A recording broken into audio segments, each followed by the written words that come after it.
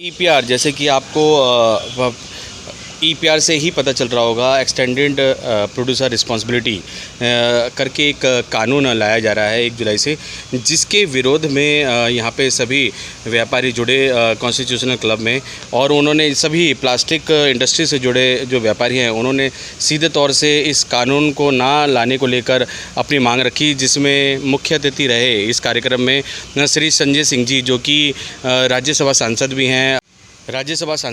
मुख्य तौर से संजय सिंह जी को इस कार्यक्रम में आमंत्रण करने का एक बहुत बड़ी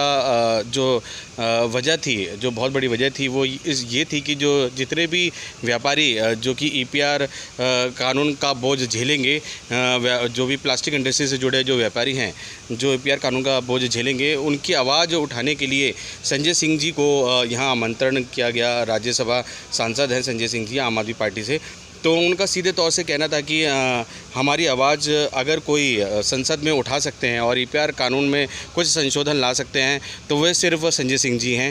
और मैं यहाँ पे मिहिर बनर्जी जी ने बहुत अच्छी बात अपना प्रेजेंटेशन बहुत अच्छे तरीके से दिया। मिस्टर प्लास्टिक फेडरेशन कोलकाता के शिशिर जालान जो इंडियन प्लास्टिक फेडरेशन कोलकाता के अध्यक्ष हैं, मेरे आग्रह पर उन्होंने कल की फ्लाइट से उन्हें यहाँ भेजा। ललित अग्रवाल जी, मैं आपका भी बहुत बहुत धन्यवाद करता हूँ तहे दिल से कि आप पूर्वी भारत की प्लास्टिक इंडस्ट्री, देश के तमाम इंडस्ट्री लीडर्स और तमाम एसोसिएशन के प्रतिनिधि यहाँ पर मौजूद हैं, और इस मंच का उपयोग इसलिए किया गया, हम आपकी आवाज है, हिंदुस्तान के व्यापारियों की आवाज ये बने, हिंदुस्तान के गरीब मझोले लोगों की जिस तरह से आवाज उठा रहे हैं, उसी तरह से मेरे हृदय की इच्छा है, मेरा दिल कहता है, क्योंकि पिछले 25 साल से मैं श्री संजय सिंह को व्यक्तिगत तौर पे जानता हूं, और तब से जब से मैं 99 से मधुर सौगात पत्रिका के इलाहाबाद से संपादन कर रहा था, तब से मैं बहुत व्यक्तिगत तरीके से जानता हूं। इनका संघर्ष ऐसा रहा है, आजाद सेवा समिति से जब ये उठ करके संघर्ष किया है इन्होंने, जिस तरीके से कठिन परिस्थितियों में इन्होंने गरीबों मजलूमों की पीड़ा को अपने हृदय में बांध करके आगे बढ़ा है, हम समझते हैं इंडस्ट्री की भी पीड़ा को अपने हृदय में बांध करके आगे बढ़ती है और उनकी आवाज को। और यहाँ दिल्ली के बहुत सारे व्यवसायी हैं, बहुत सारे इंडस्ट्रियलिस्ट हैं। हमारे दोस्तों ने बताया कि यहाँ पे डीपीसीसी के जो अधिकारी हैं, पर्यावरण विभाग के अधिकारी, वो तमाम तरीके से अधिकारियों का कोई एक क्रम नहीं है, कोई नियम कायदा एक तरीका से नहीं है, कारोबारियों के हित में लगातार काम हुए हैं, और हम समझते हैं कि ये काम आगे भी होते रहेंगे, क्योंकि आईना देखेगा। बहुत बहुत धन्यवाद मित्रों। रवि अग्रवाल जी ने बहुत अच्छी बात कही, और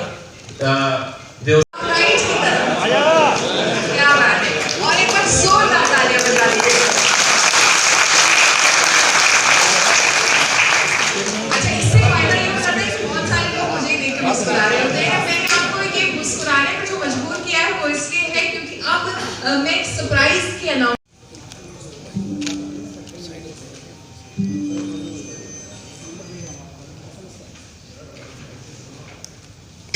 नई पीढ़ी फाउंडेशन एंटरप्रेन्योर फोरम एक ऐसा नाम बन चुका है जो लगभग सभी नए एंटरप्रेन्योर्स के हौसलों को एक नई उड़ान दे सकता है। नई पीढ़ी फाउंडेशन का एंटरप्रेन्योर फोरम आज की पीढ़ी के नए एंटरप्रेन्योर्स के लिए एक ऐसा मंच बनकर सामने आया है जो उनके विश्वास और बढ़ोतरी पर सबसे अधिक ध्यान देता है, और अपने सदस्यों को सफलता की ओर बढ़ाने व सफल बनाने का दृढ़ निश्चय रखते हुए उनके साथ कदम से कदम मिलाकर चलने में विश्वास रखता है।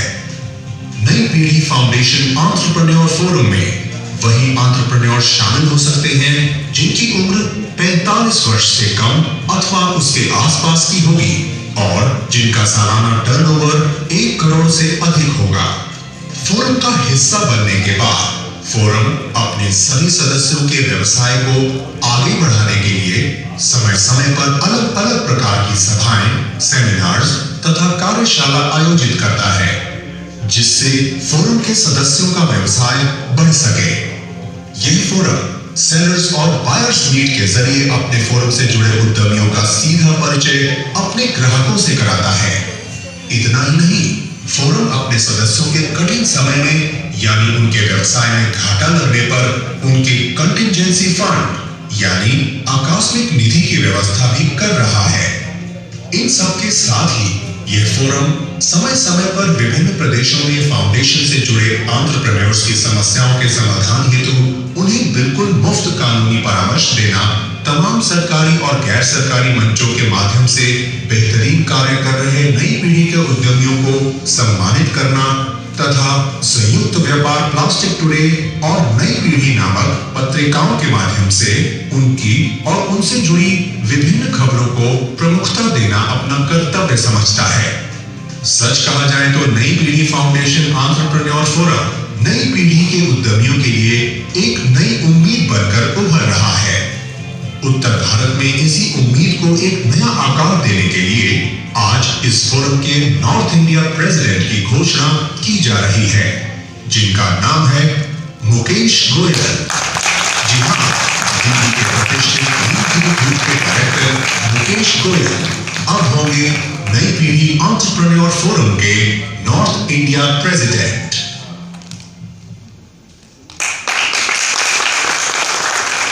एंटरप्रेन्योर फोरम है, इसके बारे में हमने बात किया है और नॉर्थ इंडिया प्रेसिडेंट हमारे साथ मौजूद है मिस्टर मुकेश गोयल।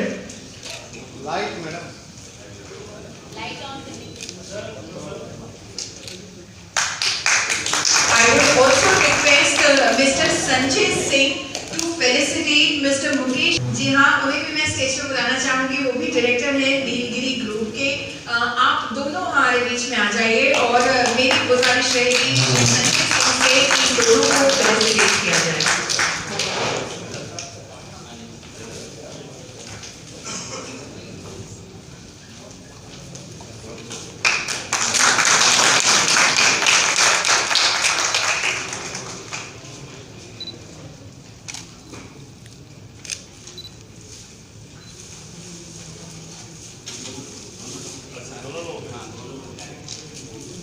जी बिल्कुल, दोनों ही डायरेक्टर्स हैं नीलगिरी ग्रुप के और आज यहाँ हमारे साथ मौजूद हैं।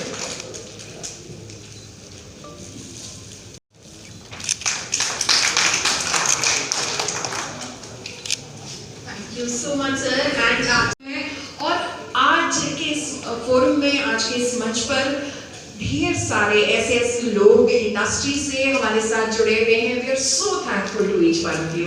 Let's now call on stage mister Mukesh Goyal, director. दोस्तों, आज के समय में हमें अपने व्यापार को बढ़ाने के लिए, उसे प्रमोट करने के लिए और उसे स्टेबल करना मैं शामिल सभी दोस्तों का उनका व्यापार आगे बढ़ाने में उनका पूरा सहयोग करूंगा। मैं आशा करता हूं कि सभी सदस्य वह सुख तरीके होगा, हमेशा मुझे इसी प्रकार से सहयोग मिलता रहे। धन्यवाद।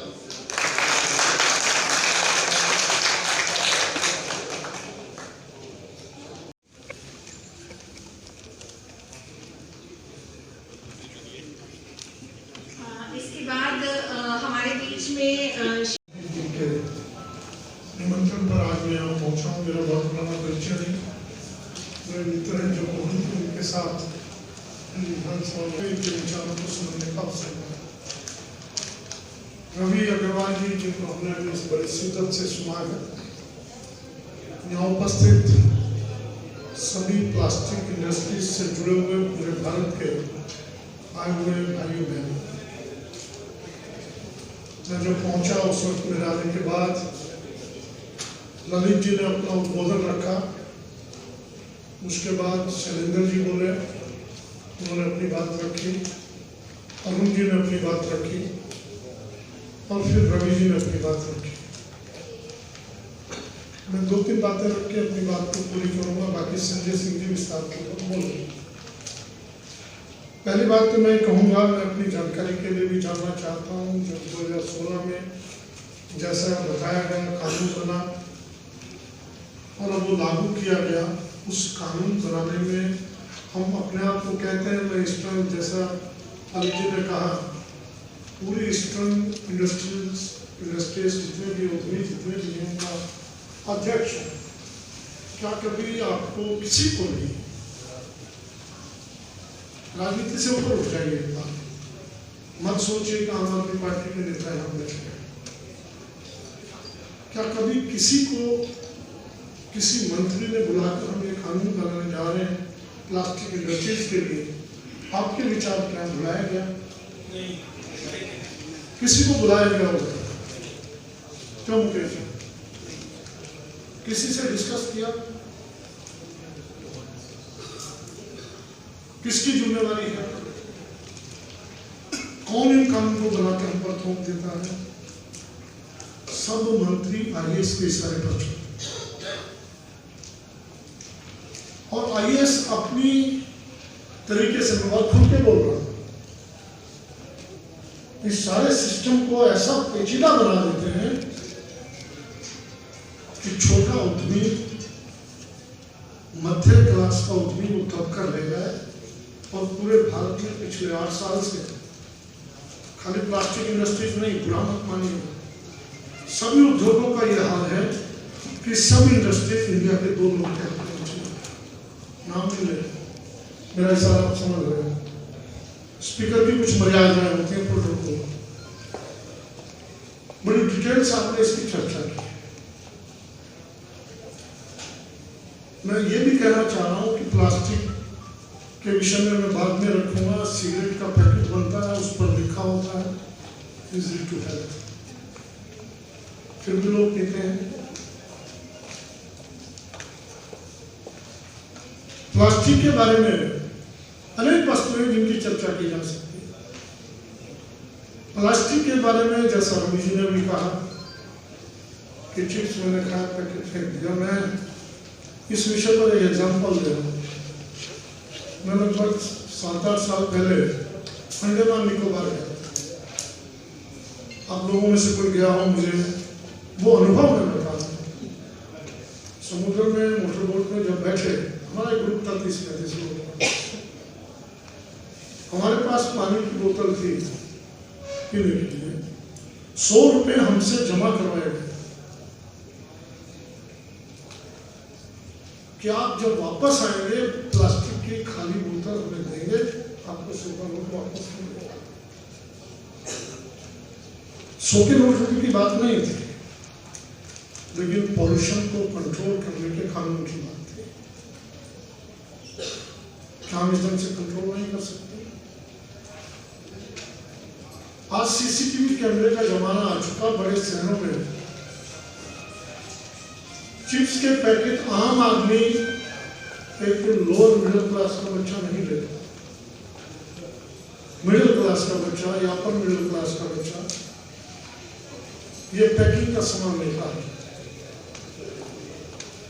से 2021 तक 25% हो गया। हमारा 19% था, जो कुल 22% हुआ। बांग्लादेश छोटा सा देश हमसे आगे निकल गया। इन्हीं आईएएस लोगों के, इन्हीं कानूनों के, जिनका विस्तार को चर्चा की।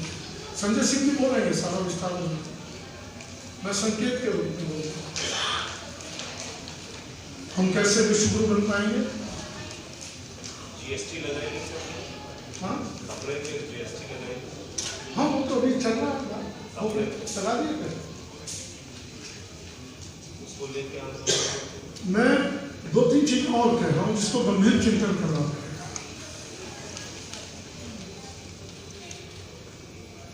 आजादी के 75वें वर्ष में मेरे देश के लाखों बच्चे बाहर पढ़ने जा रहे हैं। हमें राइट मुकेश जी, क्यों शैलेंद्र जी बताइए? यूक्रेन में 25,000 बच्चे फंस गए। हम कैसे विश्वगुरु बनेंगे? मेरे देश के बच्चे अगर बाहर पढ़ने जाए। चीजें हैं, सेस की बात की रवि जी ने, अल्टीमेटली सेस लगेगा, पड़ेगा तो कंज्यूमर पर। गवर्नमेंट के पास हर सोर्सेज से इतना टैक्स जाता है, एक आदत पड़ गई है टैक्स का कलेक्शन होता है, उसमें से क्यों नहीं खर्च करती? Man the duties of the government. ये जितना भी वेस्ट है इसको सेग्रीगेट करें, इसको इकट्ठा करें, इसको रिसाइकल करें। This is duty of the local government. उस बात के लिए फंड रिजर्व करें। कोई टाइम नहीं पॉल्यूशन चिल्ला कर हमको, मैं व्यापारी रहा हूँ, हमारे सर पर नंगी तलवार लटकी रहती है। लेकिन विश्वविद्यालय में जाके आइए, कभी विचार गोष्ठी करिए, लेबर को इकट्ठा करिए, वहाँ के व्यापारियों को इकट्ठा करिए कि पॉल्यूशन कैसे कम होगा, इसके डिवाइस क्या होंगे। कोई फुर्सत नहीं है किसी मंत्री, कोई नहीं सोचता, कोई नहीं लगता। वक्त आएगा जरूर, कोई घबराइए मत, आगे बढ़ेंगे, निश्चित रूप से आगे बढ़ेंगे। मेरी कोई तैयारी नहीं थी विषय की, लेकिन जितनी नॉलेज आप लोगों से सुनकर लिया, जितनी इंडस्ट्री के नाते से प्रॉपर वर्ड नहीं का कोई मेरा यूनिट था। हमारे साथ ये समस्या होती थी, वो पानी से इस्तेमाल होता था, उस वक्त पोल्यूशन को झेलते थे, इनको इंस्पेक्टर्स को झेलते थे। लेकिन अब ज्यादा हो गया, उस वक्त इतना नहीं था, अब अति हो गई। लेकिन पॉल्यूशन डिपार्टमेंट के सबसे बड़े अधिकारी, सेक्रेटरी, चीफ इंजीनियर, उन सबको मैं बुलाकर रखूंगा, हमारे मंत्री महोदय भी रहेंगे, और खुद करके जो चर्चा करनी है वो करें, फिर उसका समाधान निकालें। ठीक है, हमारी गवर्नमेंट इंडिपेंडेंट गवर्नमेंट नहीं है, हमारे ऊपर सभी का डंडा, लेकिन उसके बावजूद भी केजरीवाल के दम हम पर हम लोग सब कुछ करते हैं और कर मुझे बुलाया, एक बार बहुत बहुत धन्यवाद। जय हिंद, भारत माता।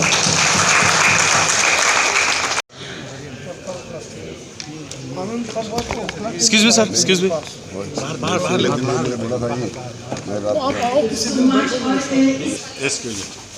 सर, अभी आपने एक बड़ा सा आरोप लगाया है कि प्रसाद कहीं न कहीं विधायिका और कार्यपालिका में कुछ डिफरेंसेस आ रहे हैं, क्या कहना चाहेंगे? आखिर नहीं, मैंने ऐसा आरोप किसी पर नहीं लगाया। विधायिका और मैंने केवल कार्यपालिका बोला है, IAS लॉबी बोला है। और वो मैं बोल रहा हूँ कि जितने भी कानून बनते हैं, केवल कानून बनाने में IAS लॉबी का हाथ है। जब ये कानून तो विधायिका का काम था बनाना। नहीं, वो IAS लॉबी बना के देती है, संसद में पास हो जाता है, अनेक कानून बता। इसका समाधान ये है, जनता जागृत होनी चाहिए, पढ़े लिखे लोग मंत्री पदों पर आने चाहिए। जिनको कुछ नॉलेज ही नहीं है वो मंत्री पद पर बैठेंगे, कैसे काम चलेगा? इनडायरेक्टली आपने 8 साल का नाम लिया जब सवाल पूछा, क्या उससे पहले भी ऐसा कुछ था कि आप इससे 8 साल में? मेरे पास समय नहीं था, बोलने वाला मैं बहुत खुश था। आज मुझे अभी 5:30 बजे कार्यक्रम में जाना है, आपके माध्यम से बोल रहा हूँ, शैलेंद्र जी को बधाई भी दे रहा हूँ कि इन्होंने 25 जून चुना है। मुझे उस वक्त मंच पर बैठे हुए इस पर बोलूँगा याद आ रही थी कि आपातकाल लगा था, और आज भी ED का आपातकाल लगा हुआ है। बहुत बहुत धन्यवाद, thank you. Can I now have on stage Mr. Rajinder Jindal, President, Mangolpuri Industrial Area, New Delhi. Mr. Rajinder Jindal.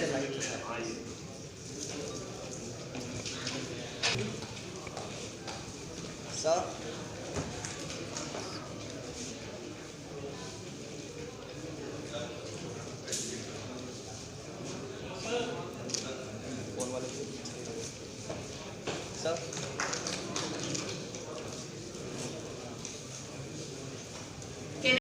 Association Delhi. Mr. Rajan Lama. Can I now have on stage Mr. Subhash Goyal, Chairman Delhi Plastic Agriculture Pipe and Tirpal Manufacturer Association. Goyal, ladies and gentlemen. Sir, आगे आ जाइए।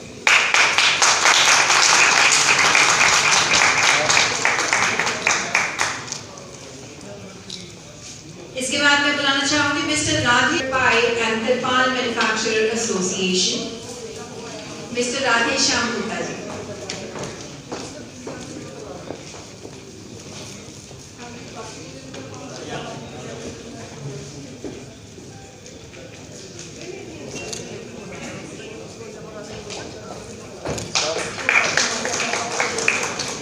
इसके बाद मैं गुजारिश करूंगी हमारे special guest Imran Hussain ji से कि वो हमारे प्रेसिडेंट्स को सम्मानित करें, वो फेलिसिटेट करें। मैं सबसे पहले बुलाना चाहूंगी मिस्टर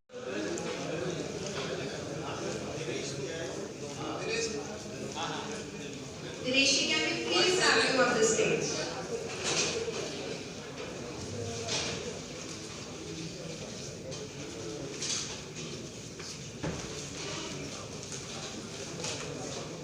और दोस्तों जोरदार तालियां तो बनती हैं।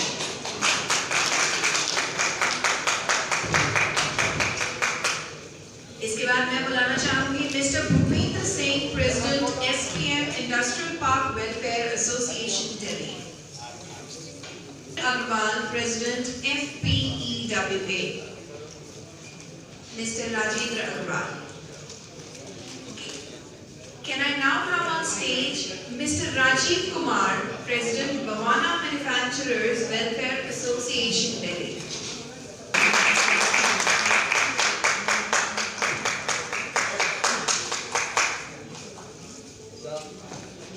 Can I now have on stage Mr. Naresh Pawar, Chairman.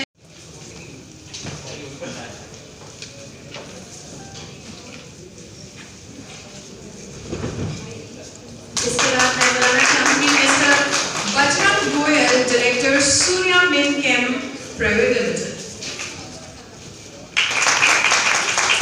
I would now call on stage Mr. Sukhmeet Singh, Director Ultima Group. I would now call on stage Mr. Dheeraj Mehta, Director KK Lighting. Dheeraj ji, can you please have you on the stage?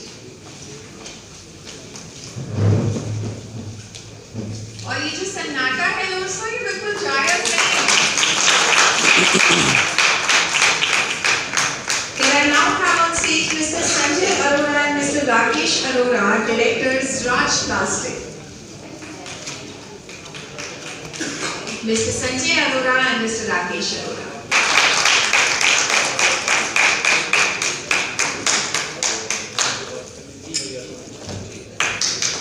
Can I now have on stage Mr. Dinesh Jindal, Director Shakti Polymers.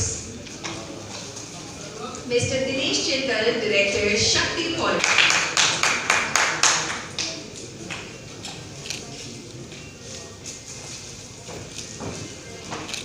Let's now have on stage Mr. Shiv Kumar, Director Shri Sham Technoplast.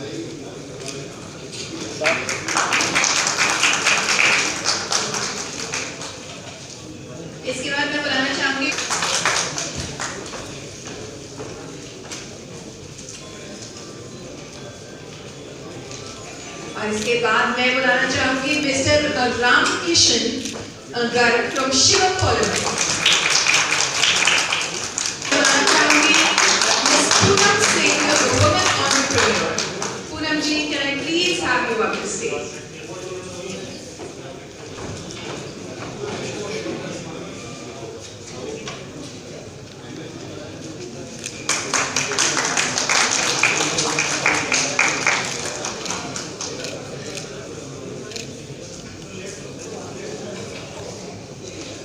Joining us, Mr. Rajendra Agarwal, President FPEWA, Mr. Rajendra Agarwal,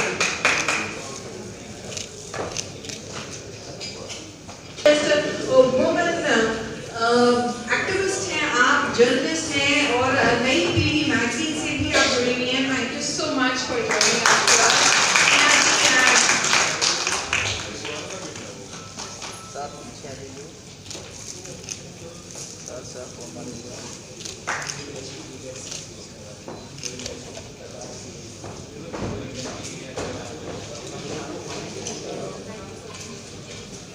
Thank you so much, ma'am.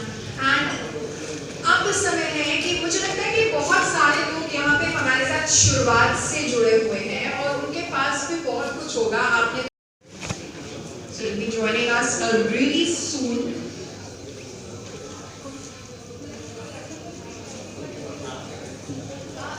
आप यहाँ आइए और I'm sure बहुत सारी thought होगी। सबसे पहले आपकी थॉट के साथ शुरू करें। Sure, आपकी थॉट के साथ शुरू करें। नमस्कार, रिस्पेक्टेड संजय जी, इरफान जी, आज 20 साल, 30 साल, 40 साल से जो उद्योगपति काम कर रहे हैं दिल्ली में, जिसमें मैं भी शामिल हूँ, ऐसा कंफर्टेबल ना होने से ऐसा लगता है यार अपने बच्चों को जॉब में डालते हैं या किसी दूसरे काम में डालते हैं। वाइट प्लास्टिक मिस्टर लाल बैठे हैं SCJ प्लास्टिक से, सब लोग बैठे हैं, बहुत लोग जानते हैं, बहुत नहीं जानते। तो संजय जी, हम भी उम्मीद रखते हैं आप यहाँ बैठे हैं, कुछ सरल शब्दों में बस मैं ये कहना चाहता हूँ जो आपके ध्यान में, हैरेसमेंट, नॉन क्लियर पॉलिसीज, जो जेन्युइन बातें आपको, कोई ट्रेड में ऐसा है हम चाहे हमारी वजह से किसी जानवर को, इंसान को या पोल्यूशन को या एनवायरनमेंट में लॉस हो, कोई है ऐसा? तो we want a clear policy. अभी तक सर हमें ये नहीं मालूम है कि मतलब मुझे EPR में रजिस्टर्ड होना है या नहीं होना। Who will clear this? फिर वो लोग एडमिट करेंगे, why they admit law and order? क्यों करते हो एडमिट, हम क्यों नहीं करते? हम लोग क्या कर रहे हैं मालूम है सर? संजय जी, आप लोग हम लोगों में से हैं। मैं फिर दोबारा कह रहा हूँ कि मुझे लगा कि मेरी बात से फर्क पड़ेगा, इसलिए मैंने हिम्मत करी बात करने की। हम लोग छुपना शुरू हो गए, बुक्स में 10, 20, 50, 100 करोड़ की टर्नओवर को देखते हैं और देखते हैं कि आदमी के पास GST नंबर नहीं है, लाइसेंस नहीं है, DPCC नहीं है। विद ड्यू रिस्पेक्ट, DPCC से भी मैम आई थी, भी बैठे थे आप लोग, यही सोचते हैं यार कि इससे अच्छा हमारे पास कोई नंबर ही ना होता, हम लोग दिल्ली से बाहर किसी छोटे गाँव में चले जाएं, अपनी प्रोडक्शन ले जाएं। भाई हमें पैसा चाहिए, काम चाहिए, हमारे पास 10, 20, 50, 100 वर्कर काम कर रहा है, हमारी क्या पहचान है? मैं आज 54 ईयर्स में कौन सा नया काम शुरू करूँ? तो मैं क्या करता हूँ, अपने बच्चों को कहता हूँ यार आधे पैसे कमा लो, जॉब ढूंढ लो। मैं अपने बच्चों को अब्रॉड खुद भेज रहा हूँ। तो ये प्रॉब्लम सबके साथ है। इसको हैरेसमेंट को वी डोंट वांट के EPR ना आए। किसके ऊपर है? हम लोग कहते हैं जी कि हमें जो है SMEs को बढ़ावा देना है, हम स्टार्टअप्स को लेके आ रहे हैं। अरे भाई, मेरे पास छोटे से आदमी के पास कम से कम 500 बात सारी होंगी कि EPR क्या है, जबकि मेरा कोई व्यक्तित्व नहीं है। सिर्फ ये है कि लोग सोचते हैं सोशल है या इसको थोड़ा सा ज्यादा मालूम है। तो sir please guide us, come ahead, हम लोग सब साथ हैं, करना क्या है हमें? Thank you.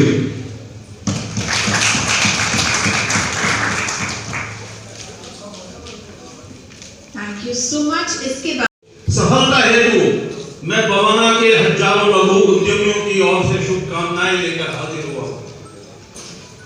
मित्रों, भारत में प्लास्टिक वेस्ट का निस्तारण ठीक तरह से न होने की वजह से ये गंभीर समस्या में परिवर्तित हो गया है।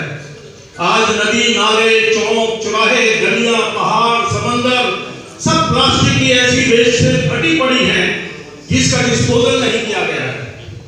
और इसी प्रयास की कड़ी में प्लास्टिक वेस्ट मैनेजमेंट और इसी रूल्स की कानून 1 जुलाई से हम पर लागू किया जा रहा है और सिंगल यूज प्लास्टिक को प्रतिबंधित किया जा रहा है। इसमें कोई दो राय नहीं हो सकती कि वेस्ट मैनेजमेंट के तरीकों में सुधार अति आवश्यक है और सरकारों को इस बारे में चिंताएं और प्रयास अपने बढ़ाने चाहिए। प्रश्न है कि समस्या को कैसे ठीक किया जाए। मेरी समझ से इसके 2 उपाय हैं। एक, वेस्ट जनरेशन को कम किया जाए और दूसरे, वेस्ट का डिस्पोजल और अधिक सक्रियता से किया जाए। वेस्ट जनरेशन कम हो, इसके लिए सिंगल यूज प्लास्टिक पर बैन एक सुंदर कदम है, परंतु अभी तक इसके अल्टरनेट्स उद्यमियों को नहीं दिए गए। सरकारें और विभाग, हम MSME से आशा करते हैं कि हम नए अल्टरनेट सुझाएंगे और उन पर काम करेंगे, जबकि केंद्र और राज्य सरकारों के पास हजारों लैबोरेटरियां हैं, लाखों साइंटिस्ट काम कर रहे हैं और उनके इशारे पर हमारे लिए अल्टरनेट्स बड़े चुटकियों में हमें मिल सकते हैं और पर्यावरण की समस्या हल की जा सकती है। और जब आप सिंगल यूज प्लास्टिक पर बैन लगाने जा रहे हैं तो आप डायरेक्ट उन लाखों लोगों की रोजी रोटी पर भी प्रहार कर रहे हैं जो इस उद्योग में लगे हुए हैं। आपको ये चाहिए कि आप बंद करने से पहले अल्टरनेट सुझाएं और एक बड़ी जनसंख्या को रोजगार देने में सहायक बने, बजाय इसलिए कि आप हजार फैक्ट्रियों में ताले लगवा करके और लाखों लोगों को बेरोजगार बनाए। दूसरे, प्लास्टिक शीट जो पैकिंग, कैरी बैग या अन्य तिरपाल और उत्पाद में काम आती है और जिसकी थिकनेस अतिशीघ्र 120 माइक्रोन की जा रही है, उसकी भी ऐसी क्वालिटी निकाली जानी चाहिए जो बहुत कम समय में प्राकृतिक रूप में ही खत्म हो जाए। अब हम आते हैं कि जो वेस्ट जनरेट हुई उसके डिस्पोजल की जिम्मेदारी हमेशा से लोकल बॉडी यानी कारपोरेशन, पंचायत, म्यूनिसिपैलिटी आदि की रही है। और 20 वर्षों के प्रयास के पश्चात भी सरकारें इन निकायों में जिम्मेदारी की भावना को जागृत नहीं कर सकती और ये निकाय मात्र करप्शन व राजनीति के अड्डे बनकर रह गए हैं। कूड़ा निस्तारण के अपने सबसे महत्वपूर्ण कार्य में ये फेल साबित हुए हैं और इसी वजह से सब तरफ सॉलिड वेस्ट बिखरी पड़ी है। सारे देश को कचरा घर बनाकर रख दिया गया है। मेरा सुझाव है कि कचरा निपटान में निजी क्षेत्र की सहायता ली जानी चाहिए। आज कचरा नहीं है, सोना है और मुझे आशा है कि वर्तमान खर्चे के एक फ्रैक्शन खर्चे में कोई भी निजी कंपनी बहुत बेहतर सफाई कर देगी, बशर्ते कचरे को बेचने व रिसाइकिल करने का अधिकार उसे दिया जाए। अब आते हैं ईपीआर पर। एक्सटेंडेड प्रोड्यूसर्स रिस्पांसिबिलिटी का जो इतना क्लिष्ट कानून बनाया गया है, उसके लिए मेरा सुझाव है कि पूरे भारत में प्लास्टिक दाना देने वाली 15-20 कंपनियां हैं। इन रॉ मटेरियल देने वाली कंपनियों की सोर्स पर आप ईपीआर लगाइए। आपको लाखों कंपनियों के ऊपर ईपीआर लगाने की क्या आवश्यकता है? आप जो पैसा हम छोटे छोटे उद्योगों से वसूल करना चाहते हैं उसे आप रिलायंस से वसूल करिए, आईपीसीएल से वसूल करिए।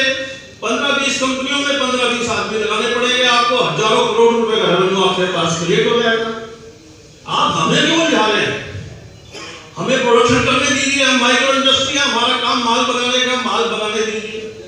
हमें कानूनों के पचड़ों में उलझा करके, ईपीआर में फंसा करके, पहले इतने सारे कानून हैं, माइक्रो इंडस्ट्री उन्हीं संभाल पा रही, ये और नया कानून आ गया और इससे करप्शन भयंकर रूप से बढ़ेगी और निश्चित रूप से पर्यावरण का कोई लाभ नहीं होगा, क्योंकि जो पैसा इकट्ठा होने जा रहा है उसकी जो प्लानिंग है डिस्ट्रीब्यूट करने की, उसमें सबसे बड़ा शेयर लोकल अर्बन बॉडीज को दिया जा रहा है। बाद क्यों काम करेगी? और वो 50,000 करोड़ का बजट है, फिर वो 1 लाख करोड़ का बजट हो जाएगा, सब पैसा करप्शन में चला जाएगा। अगर उनसे आप काम करा सकने में सक्षम है तो अभी कराइए ना। अभी भी तो उनकी ड्यूटी है, अभी उनके ऊपर कानून बने हुए हैं, संसद ने कानून बनाया है। अभी जैसे रोहित अग्रवाल जी ने बताया, कूड़े के निपटान की जिम्मेदारी एमसीडी की है, उसके ऊपर लगाओ ना कानून। क्यों लगाना है? हमारे ऊपर कानून क्यों लगा रहे हो? जब तक प्लास्टिक का प्रोडक्शन हो रहा है, दाने से थैली बनी, थाने से प्रिंट हुई, उसके बाद उसकी कटिंग हुई, उसके बाद उसमें माल भरा गया, उसके बाद डिस्ट्रीब्यूट हुआ, उसके बाद रिटेलर तक पहुंचा, यहां तक कोई पोल्यूशन नहीं है। हमारे पास डीपीसीसी की कंसेंट है, हम अप्रूव्ड है, लाइसेंस है, हमने कोई पोल्यूशन नहीं फैलाया। पोल्यूशन जब फैला जब कंज्यूमर के पास वो चीज पहुंची है और उसने उस पन्नी को फाड़ करके फेंक दिया है और एमसीडी ने उस पन्नी को प्रॉपर वे में डिस्पोज ऑफ नहीं किया है। तो ये निश्चित रूप से प्रोड्यूसर रिस्पांसिबिलिटी तो है ही नहीं, ये कंज्यूमर रिस्पांसिबिलिटी है। इसका नाम ही गलत है, हम इसका सख्त विरोध करते हैं।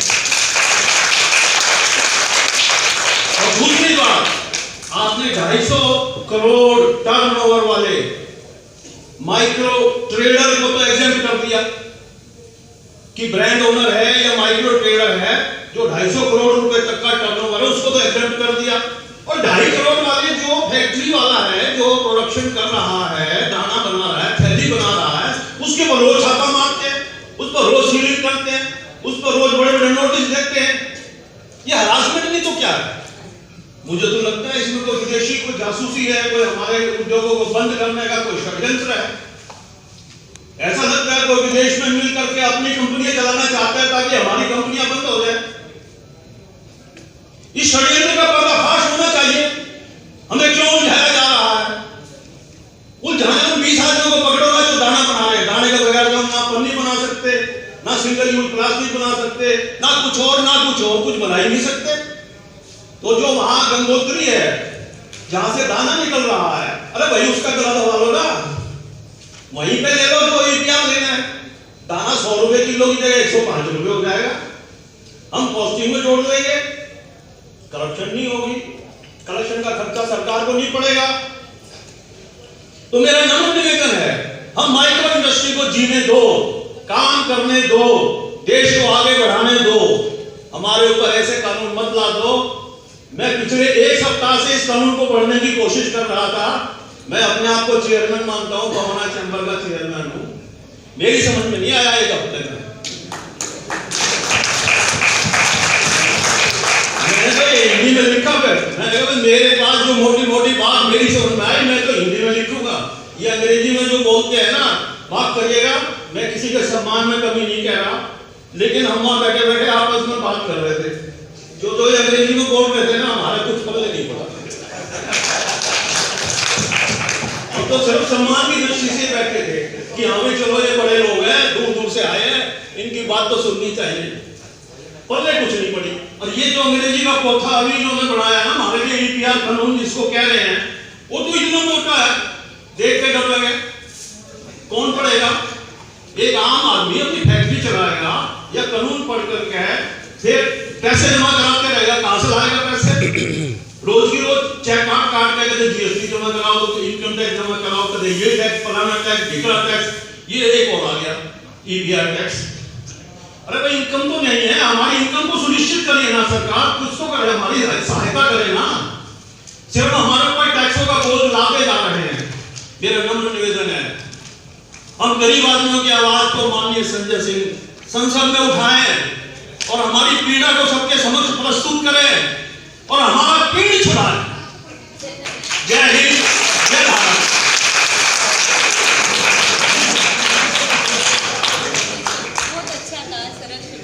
दोस्तों बहुत ही साफ शब्दों में सर ने अपनी बात कही और इसके ठीक बाद मैं बुलाना चाहूंगी स्टेज पर राज्यसभा सांसद दिल्ली के हमारे लोकप्रिय और मजलूमों की और व्यापारियों की, दबे कुचले लोगों की हिंदुस्तान की आवाज संजय सिंह जी मौजूद हैं। इनके लिए जोरदार ताली बजनी चाहिए।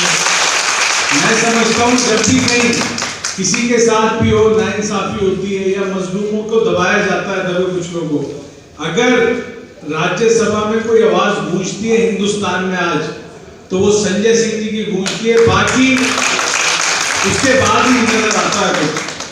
शैलेंद्र जी, रवि अग्रवाल जी, अभी हमारे विधानसभा के स्पीकर भी सिंगल यूज प्लास्टिक बैन पे लेके बड़ी चर्चा हुई थी, लोग बहुत परेशान हुए थे। और मैं समझता हूँ बवाना के लोग यहाँ बैठे हैं, काफी दिल्ली के लोग बैठे हैं। उस वक्त एक मीटिंग भी हुई थी, शायद रत्नेश जी ने कराई थी सीएम साहब, क्या याद होगा आप लोगों को? याद है किसी को? है? और उसके बाद काफी राहत मिली थी। और अभी यहाँ डीपीसीसी के बारे में भी बड़ी बात हो रही थी। अगर डीपीसीसी वाले, मैं आपको यहाँ खुला कह के जा रहा हूँ जबकि विभाग मेरे पास नहीं है क्योंकि अरविंद केजरीवाल जी का मंत्री हूँ, अगर डीपीसीसी वाले आप लोगों के पास आते हैं और हरेस करते हैं तो आप उसके बारे में आप मुझे भी बता सकते हैं, संजय सिंह जी को बता सकते हैं, शैलेंद्र जी आपकी बात पहुंचाते हैं, आप डायरेक्ट आके हमसे मिल सकते हैं। गोपाल राय जी हमारे मंत्री हैं, वहां आप कंप्लेंट कर सकते हैं। ये मैं सुनिश्चित कर रहा हूँ यहाँ खड़ा होके कि आपको जो है ना, अगर कोई आदमी आके परेशान करता है तो उसकी जिम्मेदारी हमारी है। आप लेकिन हमें बताओ तो सही, आप जब तक बताओगे नहीं तब तक हमें भी पता नहीं होगा, कोई अंतर्यामी तो है नहीं। लेकिन अगर आप बता दोगे तो उस पर हम अंकुश जरूर लगा देंगे, वोट पे नहीं डालना। के अधीन आने वाले उत्पादक के आयातक खंड 4(3) के अधीन आने वाले ब्रांड मालिक को उपलब्ध कराई गई प्लास्टिक की पैकेजिंग सामग्री की मात्रा का रिकॉर्ड रखना होगा। श्रेणीवार विकृत मात्रा सहित ऐसे विक्रय का रिकॉर्ड उत्पादक और आयातक द्वारा अलग अलग रखा जाएगा। यदि ऐसे रिकॉर्ड नहीं बनाए जाते हैं तो उन्हें पूरा विस्तारित उत्पादक उत्तरदायित्व बाध्यता पूरा करना होगा। और बताइए, हिंदी नहीं समझ में आ रही, आप अंग्रेजी हिंदी समझ में आई? मतलब मैं उत्तर प्रदेश में पैदा हुआ, बचपन से हिंदी पढ़ी, हिंदी में ठीक ठाक ज्ञान है, इसकी हिंदी समझना मुश्किल है, आप अंग्रेजी की बात करते हैं। तो एज ए पार्लियामेंटेरियन मैं आपको अपनी एक समस्या बताता हूं। एक सांसद होने के नाते जो सबसे ज्यादा कठिनाई हो जाती है कि पार्लियामेंट के अंदर कोई भी बिल आता है वो किसी भी सांसद को मिलता है। आज आपको सबको ये जानकारी दे रहा हूं क्योंकि ये बात मेरे मन का दर्द है, ये आप सबको पता चलनी चाहिए। वो जो बिल मिलता है हमारे हाथ में, वो मिलता है 2 घंटे पहले। अब उस 2 घंटे के अंदर मुझे उस बिल को पढ़ना है, और जब मेरी बारी आएगी तो मुझे मिलेगा 3 सांसद होने के नाते 3 मिनट, 4 मिनट, या बिल के लिए जितना टाइम होगा उसके हिसाब से 4 मिनट, 5 मिनट, 7-8 मिनट, और फिर मैं पूरे पार्लियामेंट में कहता रहता हूं सर बस 1 मिनट सर, प्लीज सर, बस खत्म कर रहा हूं सर, बस कंक्लूड कर रहा हूं सर। रिक्वेस्ट कर करके अपनी बात, आपकी पीड़ा वहां पे रखनी पड़ती। देश की संसद में सबसे पहली मांग देश की सरकार से हमें यह होनी चाहिए कि कोई भी बिल लाओ, तुम पूरे हिंदुस्तान के लिए बिल ला रहे हो, जिस समुदाय को, जिस वर्ग को यह बिल सबसे ज्यादा प्रभावित करता है, चर्चा में उनके प्रतिनिधियों को पहले शामिल करो, तब बिल लेकर। और ये मांग कोई गैर जायज मांग नहीं है, ये कोई गलत मांग नहीं है, ये नियम है बिलों का कि वो बिल ऑनलाइन होने चाहिए, वो बिल स्टैंडिंग कमेटी के पास जाने चाहिए, वो बिल उन वर्गों से चर्चा के लिए रखे जाने चाहिए जिसके लिए वो बिल लाया जा रहा है, पब्लिक डोमेन में रखे जाने। ये नियम है, आप उन नियमों का बिल्कुल पालन नहीं करते। हम लोग पार्लियामेंटेरियन है, 2 घंटे पहले आप बिल पकड़ा देते, आज इस बिल पे जाओ चर्चा करो। कहां से बात करेंगे, कैसे बात करेंगे? कई बिल तो ऐसा होता है कि मतलब राज्यसभा में जो बिल पहले आता है उसको आधे घंटे पहले, क्योंकि छिपा के पास करना है, उसके बहुत सारे क्लॉज पे हम लोग को आपत्ति दर्ज करानी है, तो ठीक आधे घंटे पहले उसको लिस्ट में, बिजनेस लिस्ट में शामिल किया जाएगा। एक दिन पहले रात में आपको आता है हाउस का बिजनेस, क्या किन बातों पे आज चर्चा होनी है, और जब बिल के ऊपर चर्चा होती है 2:30 बजे के बाद, पार्लियामेंट के अंदर 2 बजे के बाद, उस वक्त उसी के ठीक पहले आपको बिल हाथ में पकड़ाया जाता है, अब चलिए जाइए आप बोलिए इसके। तो बहुत सारे ऐसे बिल इस देश के लोगों के खिलाफ, व्यापारियों के खिलाफ सदन में पास होते हैं, ये बहुत ही घातक चीज है। जैसे अभी आप कृषि कानूनों को ले लीजिए, 1 साल तक किसानों ने आंदोलन किया और उसके बाद सरकार को बिल वापस लेना पड़ा। पहले दिन से हम लोगों ने कहा कि भाई इस बिल में ये कमियां हैं, इसको ठीक करो। हमारी बात नहीं सुनी गई, मुझे मार्शल से पकड़ के बाहर कर दिया, मुझे सस्पेंड रखा, मैं पार्लियामेंट के अंदर पूरी रात धरने पर बैठा रहा, और बाद में उसी चीज को 1 साल के बाद प्रधानमंत्री जी ने कह दिया कि हमारी तपस्या में कोई कमी रह गई होगी, हम बिल वापस ले लेंगे। जो बातें 1 साल पहले आपको समझाई जा रही हैं, चीख चीख के, चिल्ला चिल्ला के बताई जा रही है कि कृपा कर इसमें सुन लेने में कौन सा आप छोटे हो जाओ। मैं ये राजनीति की बात नहीं कर रहा हूं, किसी पॉलिटिकल पार्टी की बात नहीं कर रहा हूं।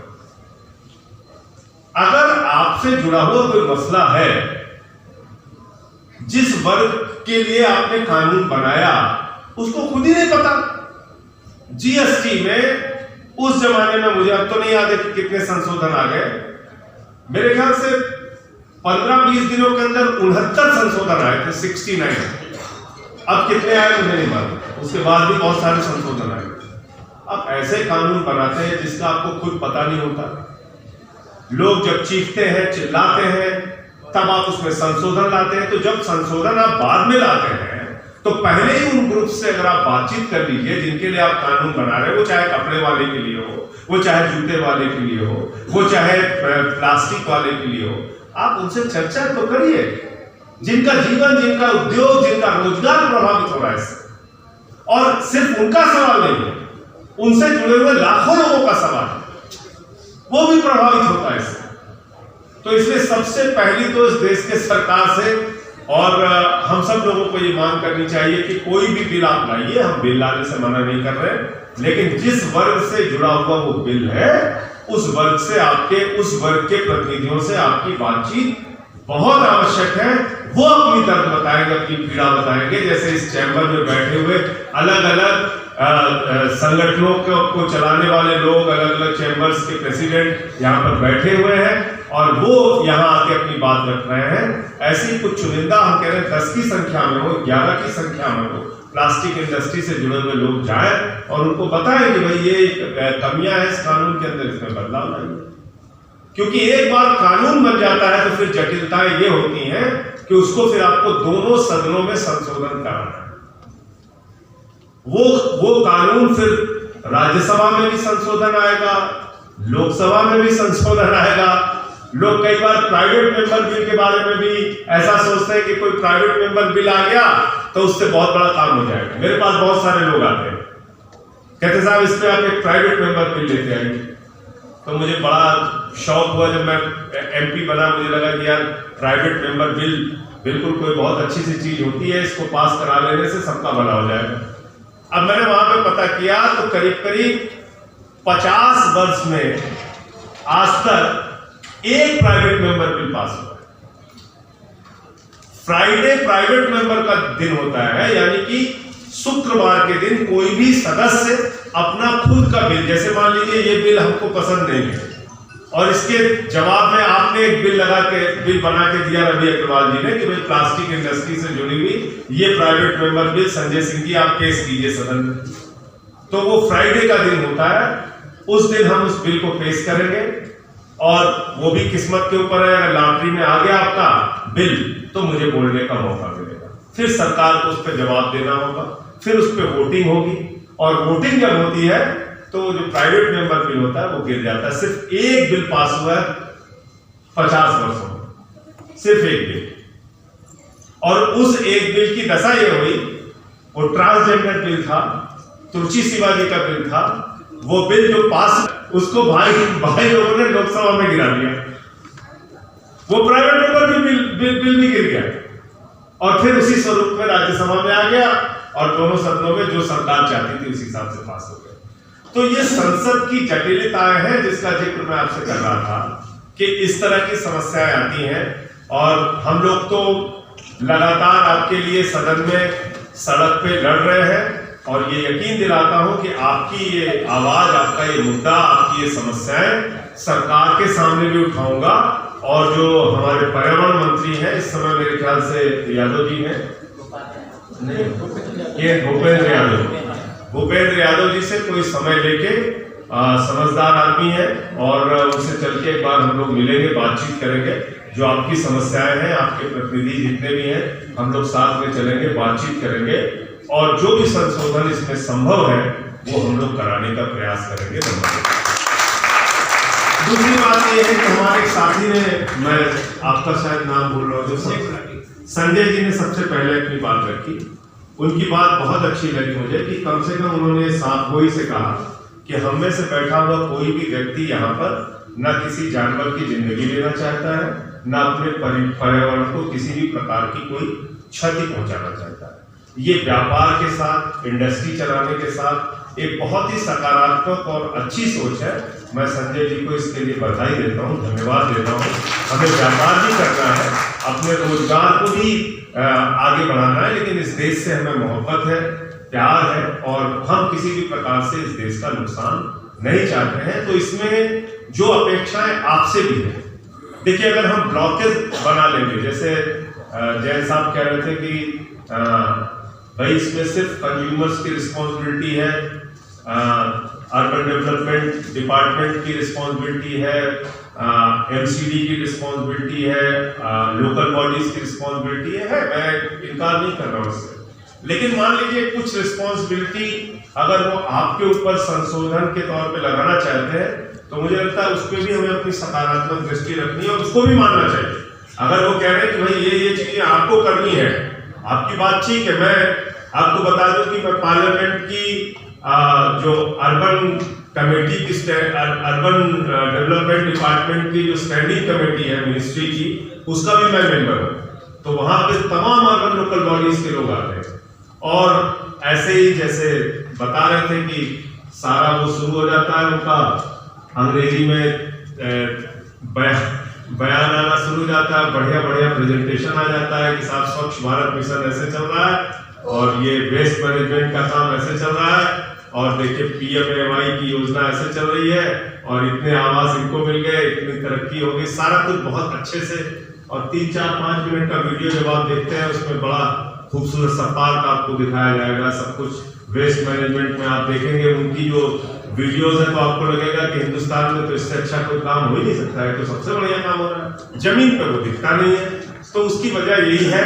लेकिन हम लोग वहां पढ़ के जाते हैं और कोशिश करते हैं उनको घेरने की, उनसे सवाल पूछने की। तो मैं आपको ये कह रहा हूं कि इस पर खास तौर से प्लास्टिक इंडस्ट्री पे सबकी टेढ़ी निगाह रखी, और अब ऐसा वातावरण बना दिया गया पूरे देश में कि जनता में भी यह है कि भाई प्लास्टिक की वजह से ही पर्यावरण में सबसे ज्यादा नुकसान हो रहा है। चारों तरफ लोगों के बीच में अगर आप चर्चा कीजिए तो सबसे पहले चर्चा प्लास्टिक की होती है।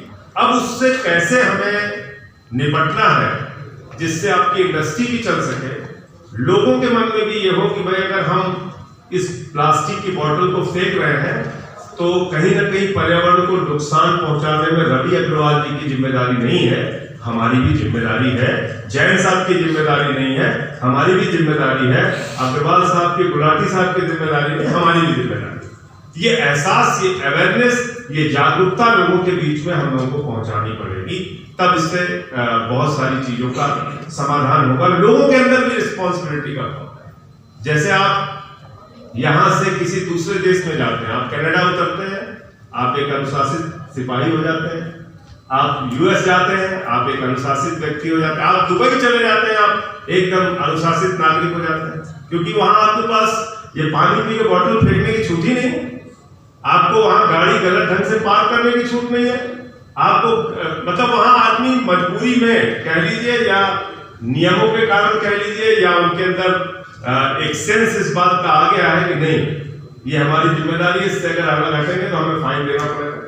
उसके अंदर डर भी है, उसके अंदर जिम्मेदारी का भी भाव है। उसका भी अभाव हम लोगों के अंदर है।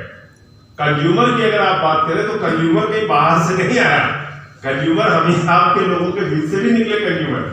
भाई आपके बेटे अगर जाते हैं और वो चिप्स खरीदते हैं तो वो भी तो कंज्यूमर हो गए, और वो अगर प्लास्टिक फाड़ के फेंक दे रहे हैं तो उनकी भी जिम्मेदारी है। तो ये जो कंज्यूमर वाला शब्द है, कंज्यूमर, इंडस्ट्री और गवर्नमेंट, तीनों को मिलाकर इसका समाधान निकाल के, और जो संशोधन हम लोग इस बिल में चाहते हैं उसके लिए पहले सरकार से एक बार बातचीत करें। जो कुछ भी संभव होगा, मैं समझता हूं कि उसको समझ के और वो डिमांड सरकार के सामने रख के हम लोग इसका समाधान कराने की कोशिश करेंगे। अगर उससे बात नहीं बनती है तो पार्लियामेंट में जो सेशन आ रहा है 18 जुलाई से, वहां पे मैं आपकी बात उठाने का पूरा प्रयास करूंगा। आपने मुझे यहाँ पर बुलाया, इतना सम्मान दिया, और शिवेंद्र जी से हमारे रिश्ते 25 साल पुराने हैं। मैं सुल्तानपुर में जब एक छोटी सी संस्था बना के काम करता था, आजाद सेवा समिति, जिसके माध्यम से ब्लड लाने का काम, गर्मियों में गौशाला चलाने का काम। बेसिकली मैं राजनीति का आदमी बिल्कुल नहीं था, राजनीति के काम में कोई रुचि भी नहीं थी, लेकिन समय के साथ धीरे धीरे ऐसा लगा कि भाई राजनीति देश की मुख्य धारा है। अगर आपको एक बड़ा परिवर्तन लाना है तो वो भी जरूरी है, लेकिन राजनीति बुरी नहीं है, राजनीति करने वाले लोग बुरे हैं। जब अच्छे लोग राजनीति में बैठेंगे तो समाज को उसका फायदा होगा, बुरे लोग राजनीति में रहेंगे तो उसका नुकसान होगा। इसलिए अच्छे लोगों को राजनीति में और जमकर आगे बढ़ना चाहिए और अच्छे लोगों का साथ भी देने की जरूरत है। कानूनों पर बिल्कुल नजर रखिए। हिंदुस्तान के बहुत बड़े किसान नेता हुए चौधरी चरण सिंह जी, देश के प्रधानमंत्री। तो स्वर्गीय प्रधानमंत्री चौधरी चरण सिंह जी कहा करते थे कि किसान को अपनी एक निगाह अपने खेत पर रखनी चाहिए और दूसरी निगाह दिल्ली की सत्ता पर रखनी चाहिए। अगर खेत से नजर हटी तो फसल बर्बाद हो जाएगी, दिल्ली से नजर हटी तो नस्ल बर्बाद हो जाएगी। इसलिए अपनी निगाह देश के कानूनों पर, देश की सत्ता पर रखिए। ये मत सोचिए किस पार्टी की सरकार, अगर आपके हित में काम कर रही है बिल्कुल उसका साथ दीजिए, अगर आपके खिलाफ काम कर रही है तो उसके खिलाफ आवाज उठाइए, अपने ढंग से उठाइए, डेमोक्रेटिक तरीके से उठाइए, लेकिन आवाज उठाइए। जो बात अभी स्पीकर साहब कह के गए वो बहुत बड़ी बात कह के गए। हमको नकली मुद्दों में उलझाए रखा गया, हमको ये बताया जा रहा है कि हम इनका नुकसान कर रहे हैं, तुम लोग चुप रहो। ये तो ठीक बात नहीं है। उनका नुकसान करने के नाम पर तुम हमारा नुकसान कर रहे हो, पूरे समाज का नुकसान कर रहे हो। 5 बजे से शाम को रात के 11 बजे तक सारे टीवी चैनल्स पे हमें नफरत परोसी जा रही है। हमें असली मुद्दे पे कोई बातचीत ही नहीं होती, चर्चा ही नहीं होती। चंद व्यापारियों का अगर पूरा देश हो जाएगा, सारे व्यापार पे कब्जा हो जाएगा, छोटे व्यापारी कहां जाएंगे, कहां जाएंगे? मैं इसको लेके मैंने पार्लियामेंट में भी सवाल उठाया। 10.5 लाख करोड़ रुपए का एनपीए है। चंद पूंजीपतियों ने देश का बैंकों में जमा आपका पैसा, आम आदमी का पैसा, कर्मचारी का पैसा 10.5 लाख करोड़ रुपए निकाल लिया। एनपीए शब्द आप बहुत अच्छे से समझते हो, नॉन परफॉर्मिंग एसेट्स, बट्टे खाते में वो पैसा चला गया। आपको अभी कोई टैक्स में रिलैक्सेशन मांगे, सरकार कहती नहीं, बिल्कुल नहीं कर सकते, सरकार के पास पैसा नहीं है, खजाना खाली है। आप कहिए साहब थोड़ी सी छूट दे दीजिए हमको, वो उसके लिए तैयार नहीं होते। लेकिन बैंकों में आपका जमा पैसा 10.5 लाख करोड़ रुपए निकाल लिया गया है। अगर ये 10.5 लाख करोड़ रुपए पूंजीपतियों से वापस कर लिया जाए तो देश के अंदर 1000 समस्याओं का समाधान हो सकता है। जितना भारी टैक्स आपको चुकाना पड़ता है और जनता को चुकाना पड़ता है, आज बहुत सारी इंडस्ट्री इसलिए बंद हो जाती है। हम लोग किस राज्य से आते हैं, खासतौर से बिजली नहीं, और बिजली है तो सस्ती बिजली नहीं है, उद्योगों के लिए बिजली नहीं है। तो ये जो तमाम तरीके के संकट से सर आज के प्रोग्राम में जैसे कि आपने एड्रेस किया सभी व्यापारियों को, तो सर ये कानून को लेकर क्या कहना है? और देखिए, मैं ये कहता हूँ कि प्लास्टिक इंडस्ट्री से जुड़े हुए प्रतिनिधियों से बातचीत करनी चाहिए सरकार को, और इनकी जो समस्याएं हैं उसको सुनकर सबकी रिस्पॉन्सिबिलिटी फिक्स करनी होगी, कंज्यूमर्स की भी, अर्बन लोकल बॉडीज़ की भी और इंडस्ट्री की भी। अगर खाली सारा कानून इंडस्ट्री पे हथौड़ा चलाने में बीतेगा तो मैं समझता हूँ वो ठीक नहीं है।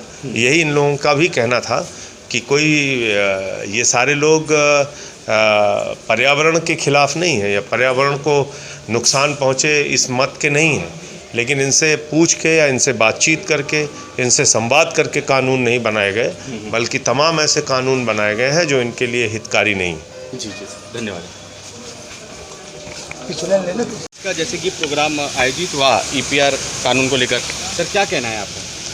नहीं, आज का जो प्रोग्राम था, यहाँ हम लोग आए थे ईपीआर के ऊपर, तो इसके अंदर जो यहाँ के व्यापारी हैं, जो उनकी बात थी, मेरी तो ये सीबी से भी अपील है कि जो इसमें व्यापारी लोग हैं जो इससे अफेक्टेड हो रहे हैं, उनको बुलाकर जो लॉ फॉर्म किए उन्होंने, तो इस पर जो भी संशोधन की अगर ज़रूरत है जिससे एनवायरनमेंट भी ठीक रहे और इन लोगों के व्यापार को भी हानि ना पहुँचे, तो इनसे डिस्कशन करें। जी सर। और विधानसभा कल उपचुनाव में मतदान हुए 23 तारीख को और कल रिजल्ट है, तो सर क्या कहना है आपका कि क्या रहेगा नतीजा? देखिए, अब तो जनता जनार्दन ने अपना फैसला जो है वो दे दिया है। अब कल अच्छा ही फैसला रहेगा, कल आम आदमी पार्टी की जीत निश्चित है। सर सर एक और जैसे कि सर कल चुनाव का नतीजा है, राजेंद्र नगर विधानसभा जीतेंगे हम लोग, भारी मतों से जीतेंगे। भारी मतों से। धन्यवाद। नमस्कार मैम। नमस्कार जी।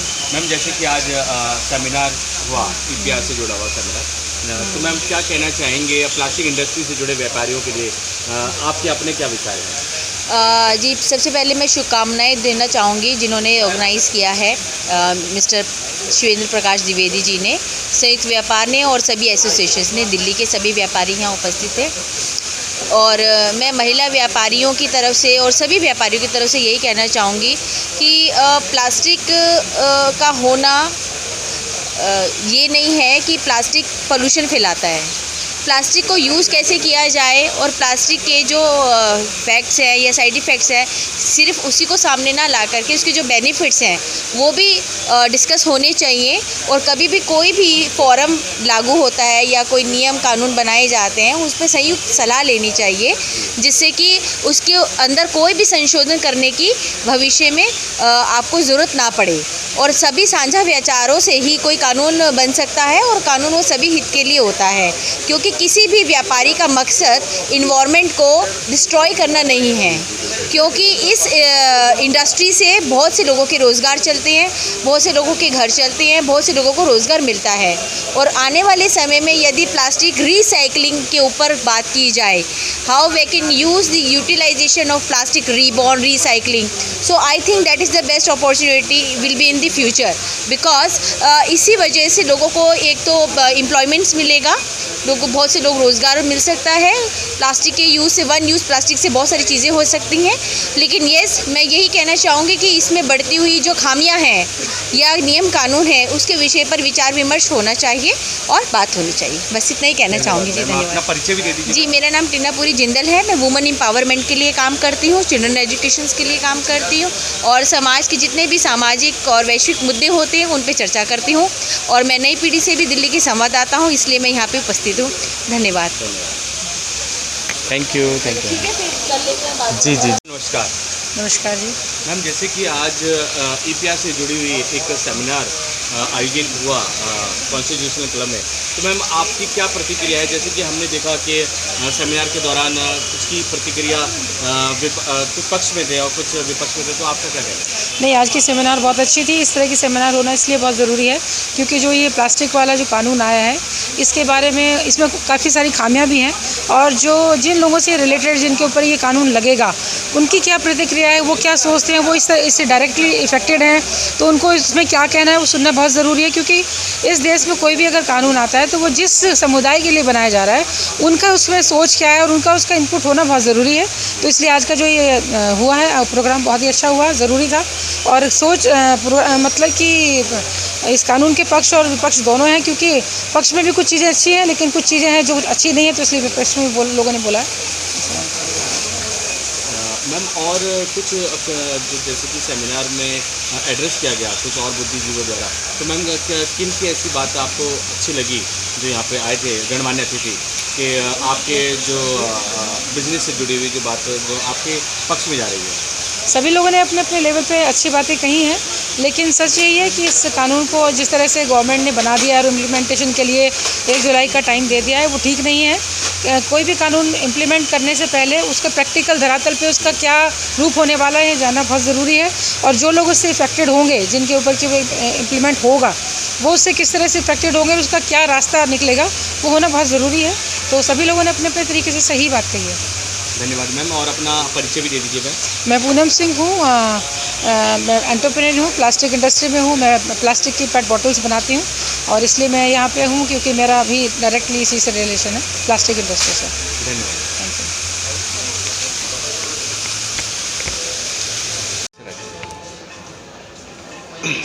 सर नमस्कार। अपना परिचय देते हुए, जैसे कि आज EPR नेशनल EPR सेमिनार था, तो सर आपका कुछ विचार था, आप कुछ बता रहे थे, तो सर क्या था वो? देखिए, ऐसा है कि ट्रेड इंडस्ट्री या यूज़र्स वो सबसे बड़ी रिस्पॉन्सिबिलिटी निभाते हैं। यूज़ में जो आने वाली चीज़ें हैं वो आपके और हमारे सभी के घरों में, हाउस होल्ड में, फैक्ट्रीज़ में, ऑफिसेज में, सब जगह आती है। तो ये न कि प्रोड्यूसर की रिस्पॉन्सिबिलिटी है, बट कि इट्स ए कंज्यूमर्स रिस्पॉन्सिबिलिटी भी नहीं है, इट्स ए सिटीजन्स रिस्पॉन्सिबिलिटी। आप विदेश में जाते हैं, सब सिटीजन अवेयरनेस होते हैं, नए वाले जो फॉरेन ट्रैवल करने जाते हैं उनको भी अवेयरनेस बताई जाती है। वही चीज़ यहाँ पर होनी चाहिए, जिससे सिटीजन्स रिस्पॉन्सिबिलिटी बनते ही लोगों को अवेयरनेस आएगी और लोग नुकसान नहीं पहुँचाएंगे। और सबसे बड़ा फ़ायदा रेवेन्यू का है। आज इंडस्ट्री ट्रेड बंद हो गया तो रेवेन्यू कोई भी सरकार कहाँ से लाएगी, चाहे वो सेंट्रल हो चाहे वो लोकल हो, क्योंकि बॉडीज़ काम नहीं करती। बॉडीज़ के अंदर में सहयोग देने वाली सारी जनता है और जनता के हित के लिए ये पॉइंट बहुत ज़रूरी है कि how the alternate veg can be adopted and how it can be made successful. Thank you. और मिनिस्टरों की गाइडलाइंस है, उनकी डिबेट्स है, उनके कंक्लूजन्स आएंगे, उनके नए नए सॉल्यूशंस और आवाम और ऑल्टरनेट्स भी आएंगे, जिससे सारे हिंदुस्तान को उसका फ़ायदा होगा, न कि पर्टिकुलर एक ट्रेड इंडस्ट्री को। धन्यवाद। सर अपना परिचय दीजिए। मैं डॉक्टर SK सुराना, वैसे मैं एस्ट्रोलॉजर भी हूँ और ट्रेड इंडस्ट्री में भी जुड़े हुए हैं। उस समय हमने एक छोटी सी बात, जब एक पुरानी रिजाइम की बात आई थी प्लास्टिक को बंद करने की बात आई थी तो मैडम से जब बात हुई थी तो मैंने एक वर्ड कहा था कि मैडम जी ये एक प्लास्टिक का पेन है जिससे आप करोड़ों रुपए साइन करते हो। मैं बोलूँ आप टोटल प्लास्टिक बंद करने की बात करते हो, मैं आप एक लाइन बता दीजिए। आज बिजली के जो वायरिंग आती है, अगर आप उसमें करंट या प्लास्टिक अगर नुकसानदायक बता रहे हो तो आप ये बता दीजिए उसका ऑल्टरनेट क्या है। आज अगर प्लास्टिक होता है तो आपका बचाव है, करंट नहीं लगता, पब्लिक नहीं मरती। तो उसी तरह से आप इसका ऑल्टरनेट बताइए, ऑल्टरनेट सॉल्यूशन के साथ में आप अपना कोई भी टैक्स इम्पोज करिए। अदरवाइज़ आपने आज 18%, 25%, 5% सब तरह के वेराइटीज़ ऑफ टैक्सेस कर दिया, क्या इससे रेवेन्यू बढ़ेगा? नहीं, रेवेन्यू बढ़ेगा लोगों के टर्नओवर और मेहनत से। जो आप चाहते हैं और जो इंडस्ट्री चाहती है, सबका साथ सबका विकास का वैल्यू क्या है? आपका अपना विकास आप कर नहीं पा रहे हो, आपके कोरोना ने ऐसे ही कमर तोड़ दी। अब आप बताइए ऑल्टरनेट कहाँ तक उसको सहन करेगा पब्लिक? इसलिए ज़रूरी है ट्रेड इंडस्ट्री उसमें सहयोगी बने। इंडस्ट्री के अलावा जितने भी अच्छे सोच वाले आज यहाँ बहुत से विवेकानंद विचारक हैं जो इस चीज़ को आगे ला सकते हैं। और मेरा यही विनम्र निवेदन रहेगा कि चाहे सेंट्रल गवर्नमेंट हो चाहे लोकल गवर्नमेंट हो, वो सब इस माध्यम के साधन को सोचें और हर एक के हित की बात करें, वो अपने आप विकास की तरफ बढ़ेंगे। धन्यवाद। Thank you sir, thank you. आप मेरा नंबर ले लीजिए सर।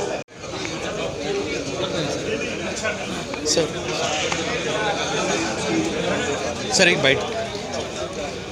सर नमस्कार। नमस्कार सर, जैसे कि आज सेमिनार आयोजित हुआ क्लब में, तो सर क्या कहना है EPR जैसे कि आ रहा है और क्या प्लास्टिक इंडस्ट्री से जुड़े जो व्यापारी हैं क्या वो इसके पक्ष में हैं? क्या प्रतिक्रिया रहेगी? देखो जी, प्लास्टिक इंडस्ट्री के लोग EPR की वजह से बहुत ज़्यादा परेशानी है।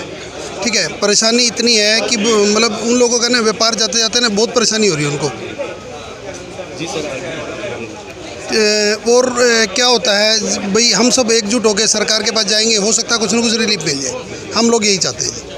और सर हमने देखा कि कुछ और भी व्यापारी भाई जो आए वो कुछ कानून जो EPR से जुड़े कानून हो, उन्होंने कहा कि जो EPR जो शब्द है, जो आपने जो प्रोडक्टिव रिस्पॉन्सिबिलिटी बोला कि कंज्यूमर की होनी चाहिए, सिटीजन की होनी चाहिए, सर उस पर क्या कहना है? देखो जी, ये जिम्मेवारी हम सब की होनी चाहिए, चाहे कंज्यूमर हो, चाहे मैन्युफैक्चर हो, चाहे कोई भी, हम सब की जिम्मेवारी होनी चाहिए।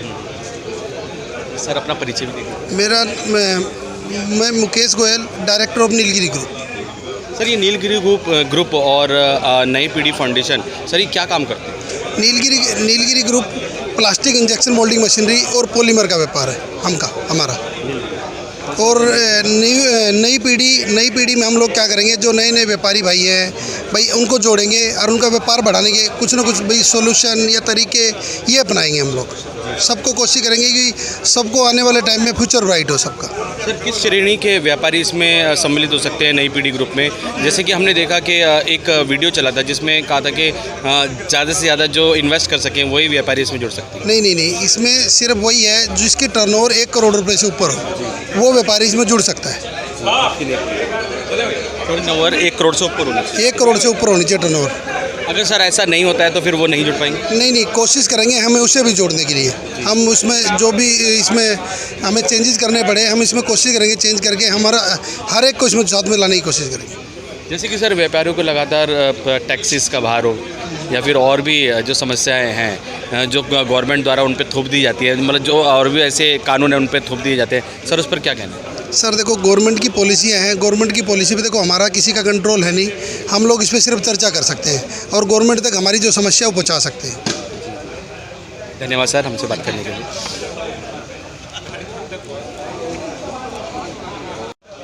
सर नमस्कार। सर नमस्कार। सर हमने देखा आपने बहुत ही बुलंद आवाज़ में EPR का विरोध भी किया। आपने कहा कि इस प्रकार का जो कानून है जो आ रहा है, इसमें सिर्फ जो प्रोडक्ट बनाते हैं सिर्फ उन्हीं का ही जिम्मेदारी नहीं होनी चाहिए, जो कंज्यूमर हो, सिटीज़न हो, उनकी भी जिम्मेदारी भरपूर होनी चाहिए, रिस्पॉन्सिबिलिटी होनी चाहिए पर्यावरण को स्वच्छ रखना। जी सर अपने परिचय के साथ क्या कहना चाहिए? मेरा नाम प्रकाशन जैन है, मैं बवाना चैम्बर ऑफ इंडस्ट्री से चेयरमैन हूँ। और EPR की कॉन्फ्रेंस में हम यहाँ पर यही देखने आए थे कि हमारे ऊपर जो कानून एक तरीके से लाद दिया गया है, क्या हमें उसमें कोई रियायत मिल जाएगी? क्या उसका कोई संसाधन कोई ऐसे बनेंगे कि उसके जो विसंगतियाँ हैं वो दूर हो जाए या जो क्लैरिटी है वो हो जाए? लेकिन अभी क्योंकि इनिशियल स्टेजेस हैं, विचार विमर्श होंगे, धीरे धीरे बात आगे बढ़ेगी। सर ये पूरी तौर से कानून लागू हो गया है कि अभी होना है? नहीं, हो गया सर 1 जुलाई से। 1 जुलाई से हो चुका है। तो सर इसमें जैसे गणमान्य अतिथि हमारे संजय सिंह जी थे राज्यसभा से, जैसे आम आदमी पार्टी से सांसद, तो सर वो आए, उन्होंने क्या आश्वासन दिया आप लोगों को? उनके आने से क्या लगा कि क्या कुछ रियायत मिल सकेगी? संजय सिंह को तो जान के बुलाया गया था सर, वो अपोजिशन में है और हमारे मुद्दे को सरकार के विरोध में कौन उठाएगा? कोई अपोजिशन का ही व्यक्ति उठाएगा और संजय सिंह समर्थ हैं इस कार्य के लिए, इसलिए हमने संजय जी को बुलाया था। धन्यवाद सर, हमसे बात।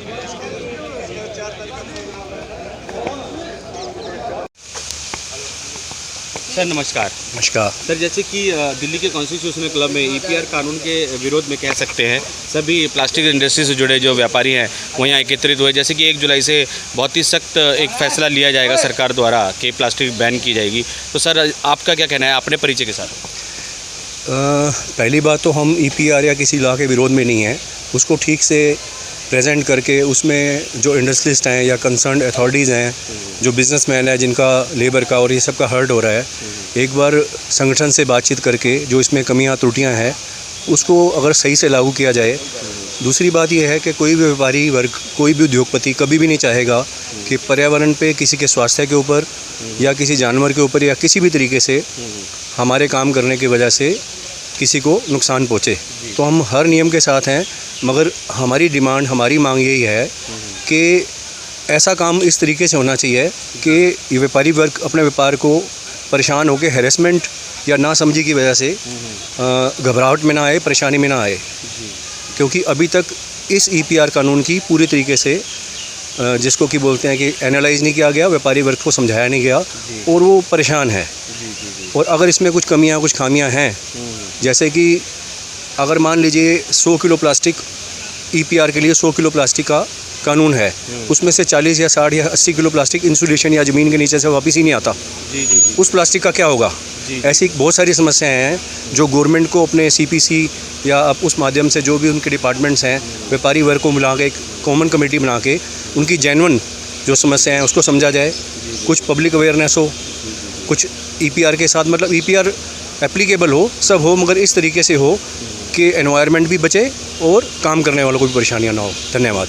अपना परिचय भी दे दीजिए। मेरा नाम संजय गुलाटी है, मैं company Krishna Polyplast private limited का डायरेक्टर हूँ और अपनी बात मैंने रखी। आज संजय जी आए हुए थे, संजय सिंह जी जो हमारे राज्यसभा के मेंबर हैं, साथ में इमरान जी थे जो कैबिनेट मिनिस्टर हैं दिल्ली में। और क्या लगता है कि उनके आने से, जैसे कि उनको एक अतिथि के तौर पर आप लोगों ने बुलाया और साथ ही अपनी आवाज़ शायद उनके थ्रू संसद तक भी जाए आप लोगों की आवाज़, तो क्या लगता है कि देखिए उन्होंने बहुत अच्छे से हमारी बातों को सुना, मगर यही सवाल हमारा उनसे था कि हमें एक अच्छे से रास्ता दिखाएं कि हमें अगर लोकसभा जाना है, राज्यसभा जाना है, तो वही हमारा मार्गदर्शन करें कि हम किस रास्ते से जाएं जो हमारी बात पहुँचे। हम अपनी बात तो पहुँचाना चाहते हैं, पर किस रास्ते से पहुँचाना है, कहाँ पहुँचे, ताकि जब तक ये बिल आके लोगों को परेशान करे, उद्योग धंधे बंद हों या ये कानून का ठीक से पालन ना हो, उससे पहले हमें सही मार्गदर्शन मिले, एक रास्ता मिले। तो हम बहुत सारी एसोसिएशन हैं, 100 एसोसिएशन से ऊपर एकत्रित होके उसमें से कुछ गिने चुने जो हमारे प्रतिनिधि हैं वो कंसर्न्ड अथॉरिटी के पास जाएं, अपनी बात रखें और इसका कोई ना कोई पॉजिटिव रिजल्ट निकले, ताकि जो सरकार सोच रही है वो भी ठीक है, उसका पालन अनुदेश ठीक से हो और हम लोग भी प्रभावित ना हों। धन्यवाद। इसके लिए दिल्ली के कॉन्स्टिट्यूशनल क्लब में सभी प्लास्टिक इंडस्ट्री से जुड़े जो व्यापारी एकत्रित हुए और उन्होंने सरकार तक अपनी बात पहुंचाने के लिए एक सम्मेलन किया, एक सेमिनार यहाँ पे आयोजन किया, सेमिनार का आयोजन किया। इस सेमिनार के माध्यम से सभी ने अपनी बात रखी और ईपीआर कानून के विरोध में अपनी प्रतिक्रिया जाहिर की। हम सबका मन, सबकी आवाज़ से संदीप चौहान की रिपोर्ट।